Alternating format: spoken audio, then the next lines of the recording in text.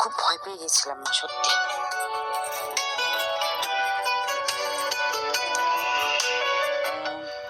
আমাকে বোধহয় নার্স সবকিছু বুঝিয়ে দেবে। যাই বুঝে নি ওষুধপত্র। আসছি। একা একা থাকবে না, থাকবে। আমি আসলে এখনো ডিসাইড করিনি। যেখানে যাও দেখবে সমস্যা আর সমস্যা। ঠিক, জীবন মানে সমস্যা। সমস্যা ছাড়া জীবন ভাবাই যায় না। আচ্ছা, তোমরা কেন মানতে চাও না প্রেমিক আর হাজবেন্ড এক না? হাজবেন্ড হতে হলে অনেক রেসপন্সিবিলিটি নিতে হবে, আর সেটা তোমার একার রেসপন্সিবিলিটি নিলে হবে না। তার ফ্যামিলি আছে, তার বাবা মা আছে, ভাই বোন আছে, আত্মীয় স্বজন আছে, তাদের রেসপন্সিবিলিটি তো তাকে নিতে হবে। হ্যাঁ, কিন্তু তাই বলে আমি থাকবো না। কে বলেছে তুমি থাকবে না? তুমি তো আছোই, বাট তুমি ওই লিস্টের কেউ না। You are something different. তুমি ওর অস্তিত্ব। একটা জিনিস ভেবে দেখো তো, এই মানুষটা সারাদিন যখন পরিশ্রম করে, কষ্ট করে, তারপর শুধুমাত্র তোমারটা নিয়ে কিন্তু ঘরে ফিরে আসে।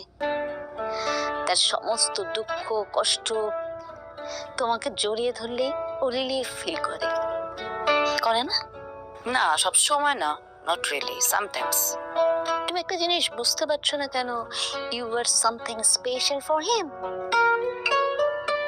এই মানুষটা তোমার অসুস্থতা হলে সবচেয়ে বেশি কষ্ট পায় এবং তোমাকে সবচেয়ে বেশি টেক কেয়ার করে, এবং নিজের পছন্দ অপছন্দ সবকিছুর ঊর্ধ্বে তোমার প্রায়োরিটি দেয়। You know, it's very simple না? দুজন মানুষ তোমরা একসাথে আছো, তাদের দুজনেরই পছন্দ আলাদা হবে, অপছন্দ আলাদা হবে, অনুভূতি আলাদা হবে, তাই না? অ্যাকচুয়ালি হাজব্যান্ড ওয়াইফের রিলেশনশিপ কি পছন্দ অপছন্দের উপরে ডিপেন্ড করে? নেভার। মেনে নেওয়া আর মানিয়ে নেওয়া, এই দুটোই হচ্ছে হাজব্যান্ড ওয়াইফের সম্পর্কের শিকড়।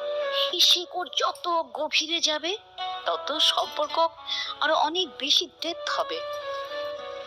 কখনো কল্পনা করে দেখেছ যে মানুষটাকে তুমি এত ভালোবাসো, সেই মানুষটাকে তুমি কিন্তু দূরে সরে দিচ্ছ?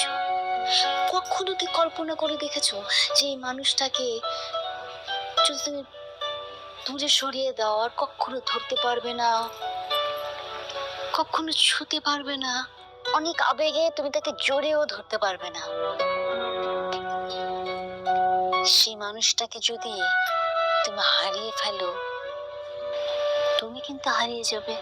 دعمي نموهم موفري اشتري الميديا شهر 3 بلس واحصلي على خصم 5